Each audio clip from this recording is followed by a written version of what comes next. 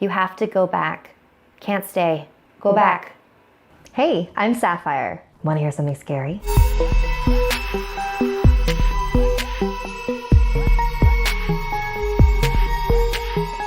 While I love tales of malicious ghosts and legendary creatures, some of my favorite paranormal stories are about ordinary people. Stories that might make you believe, even for a moment, that something happens when we leave this earth. Like our next chapter, which comes from KS in Scotland. During a very cold winter when Kay was 8 years old, she developed a very serious chest infection that hospitalized her. She was constantly coughing and struggling to breathe, so the nurses advised her parents to leave her at the hospital for a few days. The walls of the children's ward were covered in happy cartoon characters, which made the rooms feel warm, despite the sterile smell. At the end of the ward, there was a single room with windows looking out into the ward. Inside was a small girl in a pink nightshirt and pajama bottoms, with no hair and a drip hooked up to her small, thin arm. That's Amy. She's been here for quite a while. The next day, it was playtime after lunch. Kay pulled out some comic books that she had brought with her and caught a glimpse of Amy through her window. She waved the book to her, and Amy nodded vigorously and motioned for her to come in. "Can I go in her room?" Kay asked her nurse. "Of course. That's very sweet of you. Most of the other children won't go near her." Kay entered Amy's room and they instantly became great friends. Amy loved to sing and they made up silly dances to some of her made-up songs. The day flew by and it was time for lights out.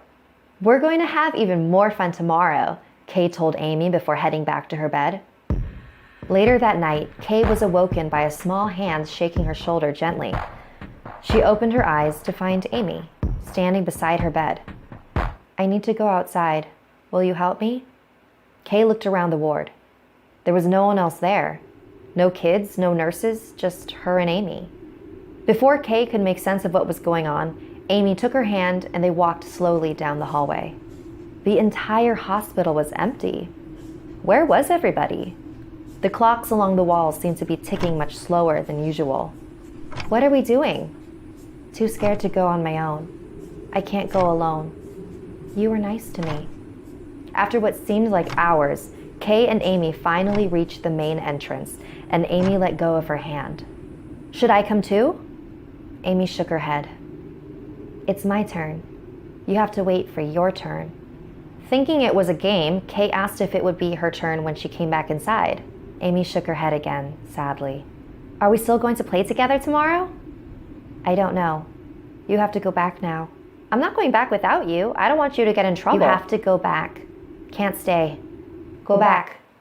For a brief moment, Kay turned around to look towards the corridor they came from. It looked so much darker than before. She turned back towards the entrance, but Amy was nowhere to be seen. Realizing she had no other choice, Kay made her way back to her bed.